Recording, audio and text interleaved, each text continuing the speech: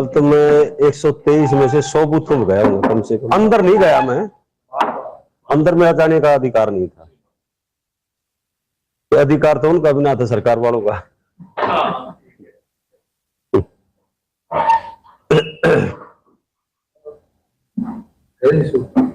एक मिनट में phone switch off कर लूं, तो मेरे ज्यादा बजते रहे।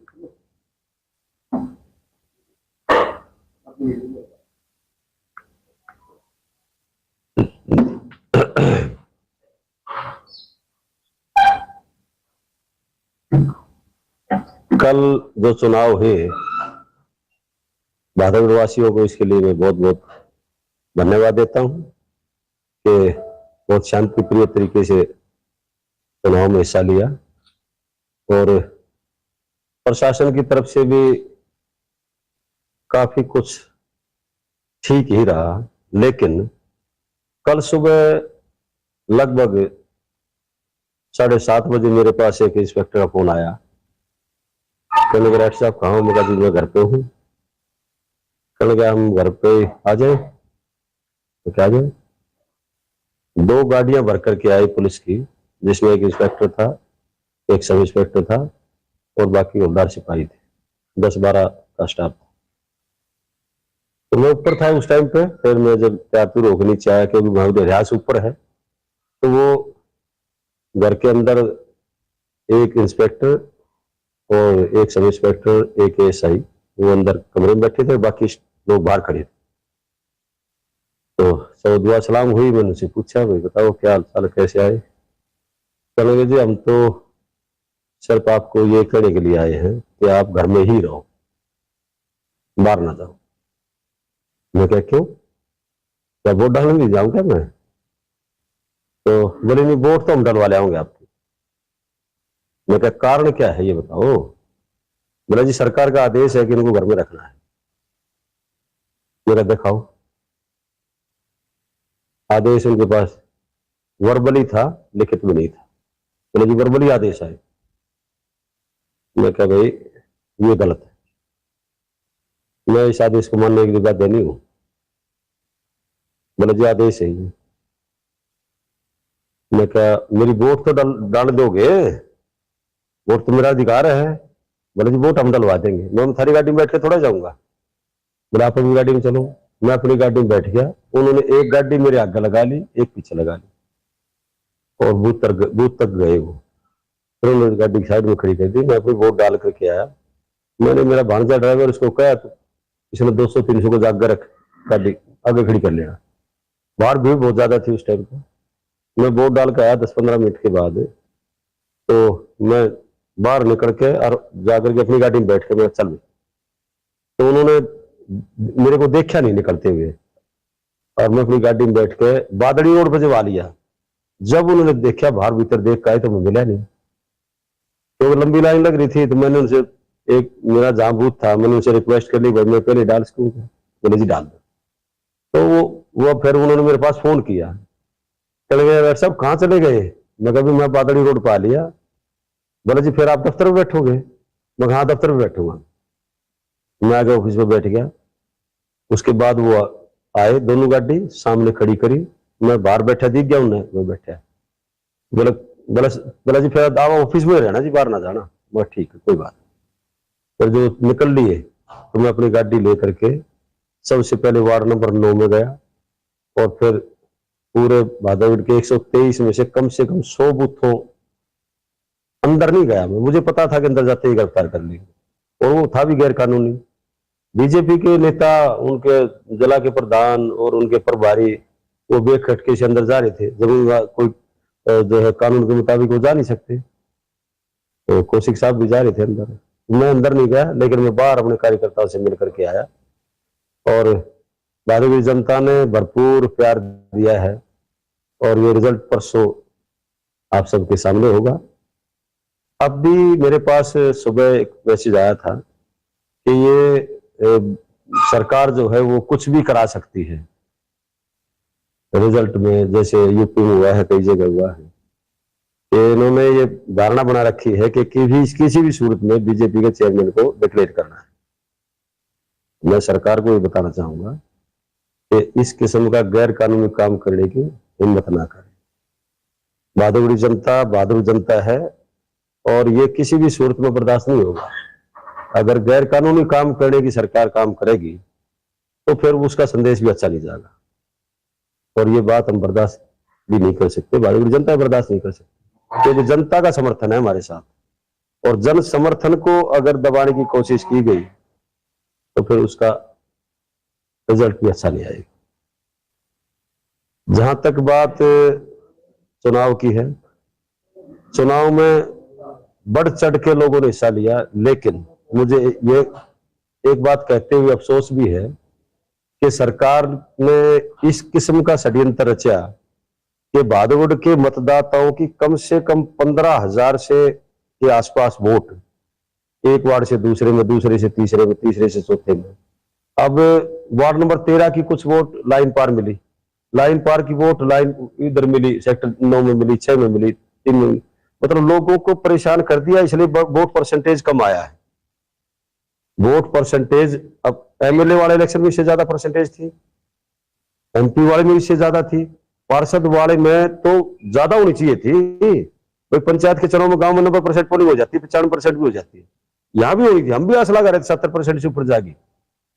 लेकिन बीजेपी ने तैयारी इस किस्म की कर रखी थी कि किस तरह से लोगों को वोट डालने से रोका जाए, जो कि बहुत ही, मैं ये कहूंगा कि वो अच्छा काम नहीं था, वो गलत काम था। लोग भटकते रहे अपने बूथों पर जा करके, आइडेंटिटी कार्ड दिखा करके हमारी वोट, लेकिन उनको पर्ची नहीं मिली। तो ये सरकार का जो षड्यंत्र है, जैसे लोग 15-16 हजार लोग जो परेशान हुए हैं, ये एक षड्यंत्र के तहत उन लोगों को वोट डालने से रोका गया। जो बीजेपी के कैंडिडेट थे या बीजेपी के पार्षद थे, उन्होंने जो तैयारियां शुरू करी, वो तैयारियां ऐसे शुरू कर दी कि हर वार्ड में 500-500, 400-400 वोट हर वार्ड में, किसी में ज्यादा भी, एक से दूसरे वार्डों में शिफ्ट कर दी गई। जब नहीं कटी ना वो, तो दूसरे वार्ड में शिफ्ट करवा दी, वहां उनका कोई मकान नंबर नहीं, गलत नंबर एड्रेस देकर करा दी, और लोग धक्के खाते रहे। उनको वोट डालने का जो अधिकार था उससे वंचित कर दिया गया, जो कि गलत था। तो ये इस किस्म के हथकंडे सरकार ने अपनाए हैं, ये लोकतंत्र में ठीक नहीं है। और अब भी अंदेशा है लोगों को कि गिनती में गड़बड़ कर सकते हैं, लेकिन हम अपनी तरफ से किसी किस्म का भी कोई शांति व्यवस्था भंग नहीं होने देंगे, और सरकार से भी निवेदन है कि वो ठीक तरीके से गिनती करावे। मशीन में बदल देंगे, मशीन में देखो मशीन में वाली बात तो नहीं है। हाँ जी, तो कहते थे ना मशीन में गड़बड़ी हो जाए, न गड़बड़ी वाली बात तो खैर मुझे नहीं लगता है, लेकिन जैसे ये उत्तर प्रदेश में कई जगह हुआ है ना, ये कि 1000-1500 की लीड थी, उसमें गड़बड़ करके फिर डिक्लेयर कर दिया, वो जो है वो ठीक नहीं होगा। मतलब ये ठीक नहीं, जीत हार का अंतर 1000-1500 नहीं, जो मैं कह रहा हूँ, देखो हार जीत तो कुछ भी उसका, वो तो जनता का फैसला है, उनकी मंशा है। ये हम तो जीत रहे थे, कम से कम नोट कर लो 5 और 10 हजार के बीच में लीड मिलेगी, लेकिन वो उनकी मंशा है कि 1000-1500 लीड हुई तो हम इस किस्म में डिक्लेयर करेंगे, वो मंशा कामयाब नहीं होगी, इसलिए बताना चाह रहा हूँ। कल एक तरह से आपको नजरबंद करने की कोशिश, बिल्कुल। रीजन क्या था? रीजन यही था कि नफे सिंह अगर जनता में नहीं जाएगा तो उनके वर्करों की हौसले टूट जाएंगे, ये रीजन था। उसके बाद मुझे एक डीएसपी मिला, उसने भी मेरे को कहा वार्ड नंबर 10 में, यार एक तरफ लेगा मेरे को, कहने जी आप अंदर ना जाइए बूथ पे। मैं तो बूथ पे अंदर ही जाता, मेरी गाड़ी की परमिशन है, गाड़ी की परमिशन नहीं रखी थी मैंने, तो 5 से ज्यादा आदमी नहीं, मैं 5 है, गिन लो। तो ये था इनका षड्यंत्र जो कामयाब नहीं हुआ। बार हिम्मत नहीं हुई इनकी गिरफ्तार कर ले, क्योंकि मेरी गाड़ी में 2 मीडिया वाले बैठा रखे थे, मैं सोशल मीडिया वाले, मैं कहा मैं उतरते ही कैमरे ऑन कर दो, इसलिए इनकी हिम्मत नहीं हुई। तो एक षड्यंत्र के तहत था वो, नहीं तो इस किस्म के 2 गाड़ियां भर के पुलिस की भेजना, लगभग मैं 8 बजे के आसपास निकले होंगे घर से। तो मतदान, नाम भी बताऊंगा इंस्पेक्टर का, अशोक दैया, जो लाइन पारिषद था। तो अब क्या लगता है सर, मतदान के बाद क्या ट्रेंड है? लाइन पार में तो 24-25 उन्होंने ये कहा कि सरकार का दबाव है, ऊपर का दबाव है। तुम बताइए। तो वोटिंग ट्रेंड्स आ ही गए हैं, वोटिंग 78,580 और भी है लाइन पार में तकरीबन। तो क्या लगता है कहाँ कैसे क्या समीकरण बैठा है? आप ये देखो ना जी कि एमएलए के इलेक्शन में 28,000 के करीब वोट पोल हुई थी, शायद ज्यादा ही थी लाइन पार में। अब की बार 25,000 भी नहीं हुई। इसका कारण क्या है? कारण यही है कि लोगों की वोटों को ट्रांसफर कर दिया है दूसरे वार्डों में। जहां उसकी रिहायश थी वहां नहीं, जहां उसको वोट डालनी चाहिए थी वहां नहीं, दूसरे वार्डों में शिफ्ट किया। बीजेपी की सरकार है और किसी ने थोड़ा किया है। या तो उन अधिकारी कर्मचारियों के खिलाफ सरकार संज्ञान ले जो 15-16 हजार वोट लोग डाल नहीं पाए। हम ये सोच रहे थे बल्कि ज्यादा डालनी चाहिए थी। हम ये सोच रहे थे छोटा इलेक्शन है भाई, अगर 70% भी पोलिंग होती तो 91-92 हजार वोट पोल होती कि नहीं होती? तो कम से कम भी 20-25 हजार लोग जो है वो वोट से वंचित रहेंगे, जो भी सरकार की कारगुजारी की वजह से रहे। सरकार को भरोसा नहीं रहा लोगों पर और लोगों का सरकार पर नहीं रहा। ये था कारण। अब इंडियन नेशनल लोकदल के प्रदेश अध्यक्ष हैं, आज भारत बंद का भी आह्वान है। कर्मी को योजना के विरोध में युवाओं का दिल्ली की तरफ जा रहा था, इसे डिटेन करके पुलिस ने वापस। दरअसल मैं उस टाइम पे आ जाता, लेकिन मेरी एक रिश्तेदारी में एक जवान लड़के की डेथ हो गई और उसकी 13वीं थी आज। मेरी बहन बह रखी है दौड़ देवी के पास में, उसके जेठ का बेटा एक्सपायर हो गया था और चुनाव के कारण हम जा नहीं पाए थे। उसकी आज 13वीं है, मैं 13वीं गया था, थोड़ा वह भी थोड़ा लेट हो गया क्योंकि मुझे बताया ही सुबह गया घर पे, सुबह बताया कि आज की 13वीं है, तो हम 10 बजे के करीब यहाँ से निकले थे। तो इसलिए मुझे पता नहीं है कि कितने लोग आए थे, लेकिन जो नीतियां सरकार बना रही वो गलत है। बेरोजगारों के साथ एक बहुत बड़ा धोखा है। वो 4 साल तक नौकरी करने के बाद उसके निकाल देंगे, वो ओवरेज हो जाएगा, उसकी नौकरी करने की उम्र चली जाएगी, फिर वो कहां जाएगा?